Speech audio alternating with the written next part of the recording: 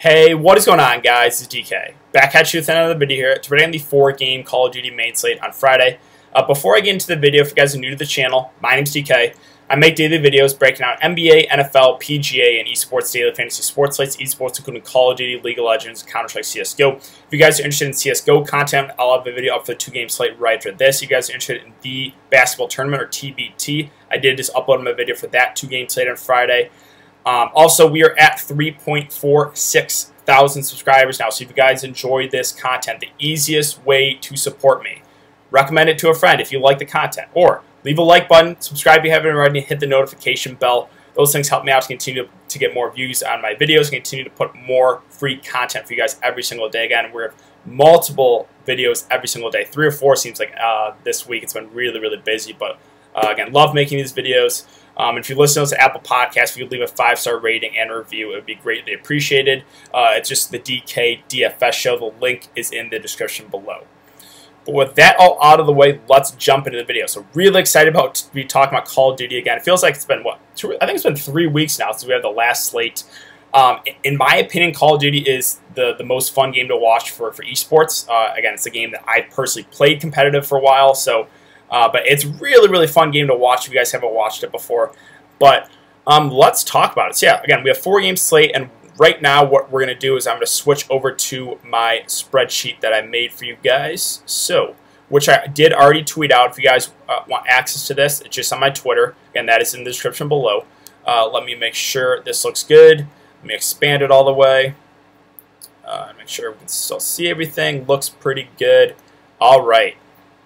So let's do it. I have these games listed in order of how they're played, I guess, tomorrow. So the first game here is Paris versus Toronto. Well, I guess first what we can do is we can talk about the stats on here, right? So obviously we have the player's name, their team, their Draftkings salary, their Vegas odds, their overall KD, which is definitely something you want to focus on. Overall kills, overall deaths, average hill time, which is hardpoint time, plants per game, which is search and destroy, caps per domination, obviously domination, recent KD. That's their most recent tournament. I went back and got their KD from that, so you can kind of see how they've been playing recently.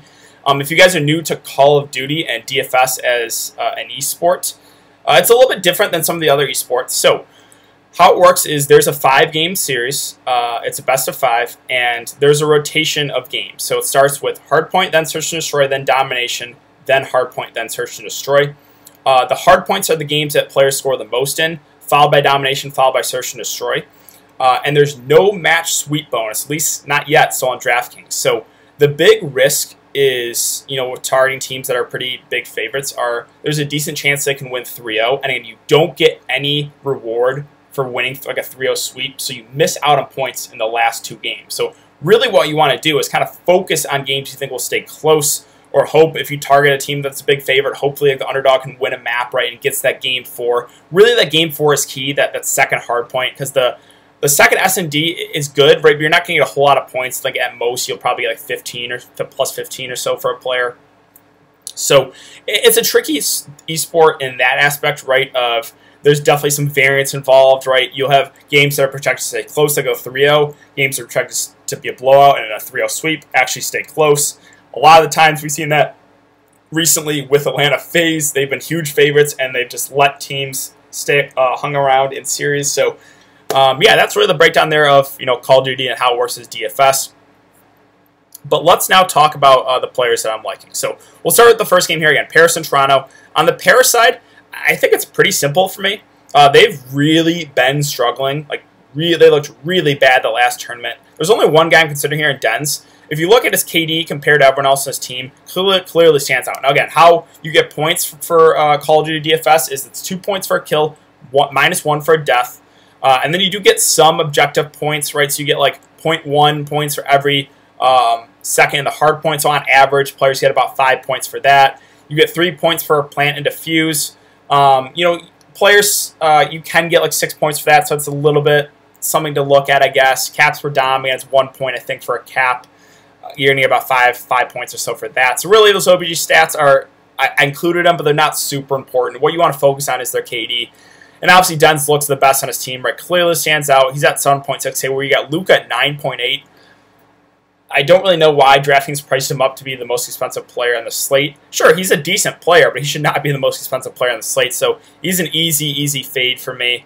Yeah, it's really dense for me, and that's it. I think he makes for a decent play, but the risk here, again, is just pairs have really been struggling. Now, if you looked at the Toronto side here, another team that I don't really like too much for DFS. They're very up and down. They are minus 200 favorites here against, again, a struggling Paris team. You have Cam at 8K, Bance at 6.4, Metals at 7.6, Kleenex at 7.8, the new addition, and then Methods at 8.4K. If you look at their last tournament, right, it was Methods that played the best, but the previous tournaments he was really bad. Again, it's just a team that I never really feel confident targeting anyone, to be honest. Now, I think the guy that stands out, right, if you're looking at KDs, is definitely Methods. He uses the AR. Most of the time, he's the guy that's going to have the best KD on his team. A guy like Kleenex, I think, is interesting and goes maybe forgotten about on the slate at 7.8K. Again, he seems maybe priced about right, maybe slightly overpriced, but he flashed some good upside. He looked really good in those S&Ds. So I have a little bit of interest there. All in all, though, Toronto's a team, again, not a team I'm overly excited about. So next, let's move on to London versus Chicago. Chicago right now, minus 260 favorites. Again, London plus 185 underdogs. Let's start with the London side here. So you have Dylan at 8.2, Scraps at 8K, Wuskin at 7.2, Shawnee at 6.2, and Zero at 7.6K. So looking at those prices and looking at the KDs, right, it's pretty clear who stands out, right? It's definitely Wuskin at 7.2K. Their AR, he looked really good the last tournament, went for 1.27 KD. Yeah, I like him a good amount as a value play. I think he's very underpriced. He was in like the 6K range last time they're on the slate, just way too cheap. Now, he's not a guy that's going to put up like an enormous performance because he's not a guy that's going to be in a lot of those gunfights, but he is going to have a good KD, right? So he's not going to have the most kills to the team most of the time, but he's most of the time he's going to have a really good KD, which is good. So I do like Wuskin a good amount as a value play. Like Dylan at Scraps in both 8 and 8.2K. I don't see myself getting to them really.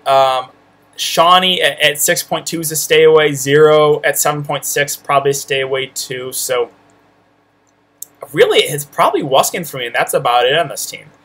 On the Chicago side, again, they're minus 260 favorites. They're the second biggest favorites on the slate. So one thing you have to slightly consider here is there's a chance they could win 3-0, right? And then you don't get the next two maps. You have Envoy at 8.6. Scump at 7K, Formal at 9.4, R-Cities at 7.8, Pristine at 6.6K. So Pristine, their OBJ guy, is a complete stay away from me. Scump at 7K, I think makes for an interesting value play. I think he goes a little bit forgotten about on the slate because I think a guy like Wuskin's going to eat up a good amount of ownership as a value play. I think a couple other guys maybe we'll talk about here in a sec that will definitely, like a guy like Dens will get some ownership. But Scump's a guy that I think goes forgotten about, but he is a guy that can, carry this team. Again, if you've been watching, or if you're a Call of Duty esports fan, Scump has, back in the day, he was always considered the best Call of Duty player for a long time, up until probably a year or two ago. He's still a good player, right? He's a submachine gun. He's a guy that's going to be in a lot of those gunfights, and at 7K price point, I think makes for an interesting value play because no one's going to play him, in my opinion.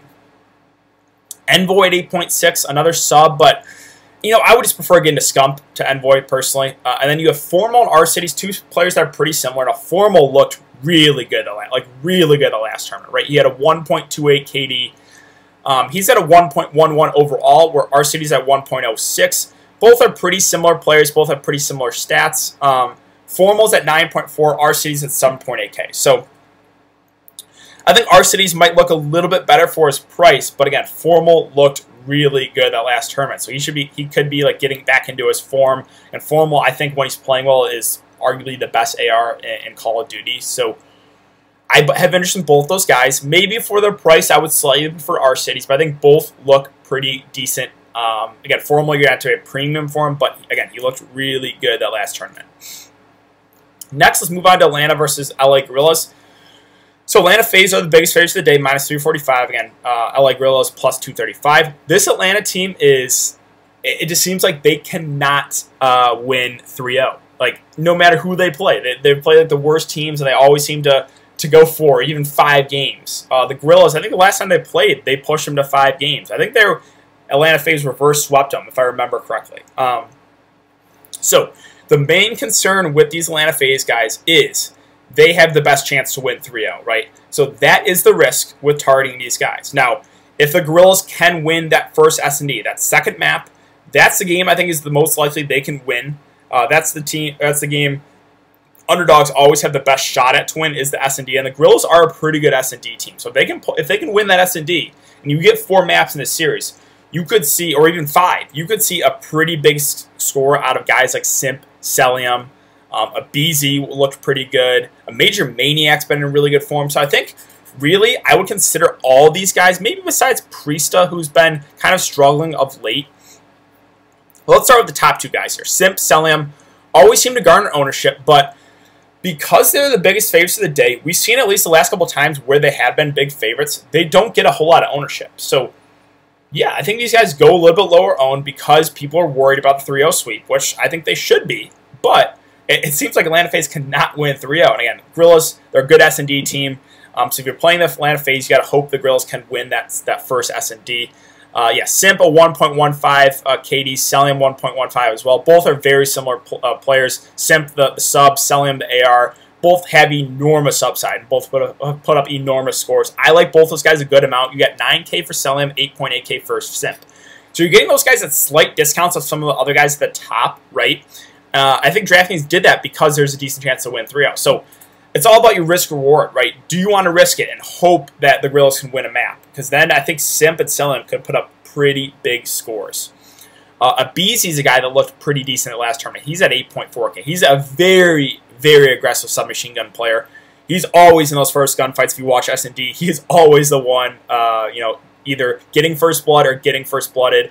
And Major Maniac at 7.4K is a guy that I think looks really good. Now, compared to his team, sure, he doesn't get as many kills, but recent performances, he's been up there. Like, he's had games where he's led the team in kills. Again, he had a 1.14 KD. That led the team last tournament. Oh, sure, most of the time he's not the guy that's going to get like 30-plus kills, but he's got good KD. He's been in really good form. I think, if you look, let me confirm this, but he has, let me go to the Call of Duty slate first, not the TBT slate. Give me 1 second here, guys. All right, let's go. FaZe. Major Maniac. Yeah, he's had 5 straight games of over 100 fancy points. 101, 115, 116, 116, and 117. Those games, he went 74 and 56, 78 and 61, 86 and 71, 83 and 66, 80 and 68. Right, so he is starting to pick up the slang a bit, and his price is not really catching up. So I do kind of like Major Maniac as a value play. Again, the risk with all these Atlanta FaZe guys, I want to mention one more time, is there is a decent chance they win 3-0, which would be a bad thing. But yeah, that's really my thoughts there. I think there are some pretty good plays. Really, I think you can consider 4 of the 5 guys there. Priesta's guy probably would stay away, but everyone else I think is certainly viable. On the LA Gorillas side, so not the best team here, but they did almost beat FaZe last time they played. Again, the biggest underdogs in the slate. You're getting them at all pretty cheap price points. Blastful's the guy that has the best numbers at 7.4K, 1.08 KD. He had a 1.17 KD their most recent tournament. Him, Decimate, I think you can look to. And maybe, if you wanted to go like a game stack here, because, again, I think this is a game people might avoid because they think it's going to go 3-0, and that's the way you want to differentiate yourself. Maybe you want to play a couple FaZe guys and run it back with someone on the Gorillas. I think you could look to Decimate or Blastful, but I don't think I would consider any of those guys for cash games. So those are the only 2 I would consider, I think, but more GPP contrarian plays. Next, let's talk about New York here. So a team that's definitely starting to turn the corner here. They're looking like one of the better teams now in Call of Duty. They're minus 170 favorites. Where you have Minnesota, who's looked good at first, now kind of struggling, plus 130 dogs. The guy that stands out, even though he's priced up, is Mac Melt's 9.2K. I really like Mac. He's one of my favorite plays. He's just the do-it-all guy for this team right now. He does the OBJ work. Look at that. Averaging 85 seconds in the hardpoint compared to that is way better than anyone even on the slate. He's also the plant guy, right, averaging 1.45 plants per game, which is big, right? A plant is 3 points. If he gets about 2 plants, that's another 6 points right there. He's also a guy that's going to get a lot of the dom cap. So he's a guy that is really doing it all for this team, right? He's doing the OBJ work. He's doing the slaying. I really like Mac. I think he's probably the best spun up on the slate. He's going to be popular for sure. He's definitely going to be one of the most popular plays, but I do really, really like him. Now, the other players in this team was Zuma at 6.8, Temp at 7K, Attach at 7.4, Accuracy at 6.4K. I think are all in play, right? They're pretty cheap price points. If you wanted to go game stack, which I think this game probably looks the best to game stack, I think you could consider one of those other guys. Now, sure, who's been in the best form of late, right? It's been Attach at a 1.11 KD that last tournament, but he's 7.4K. Accuracy's at 6.4K. I think he's in play too. Really, I think you can make an argument for any of those guys. I don't think one really stands out, but I wouldn't talk you off playing someone else in New York side with Mac, right? If you want to pair Mac with one of those cheap options, I think that's fine. And then lastly, let's talk about Minnesota here. So, Minnesota's a team that's been really struggling, but I think there's some interesting plays here. So you have Goddard 8.2, Alex at 6.8, Assault at 9.6, Silly at 7.2, a Sim at 6.2K. So Silly and a Sim are cross-hustle, maybe wouldn't even consider them.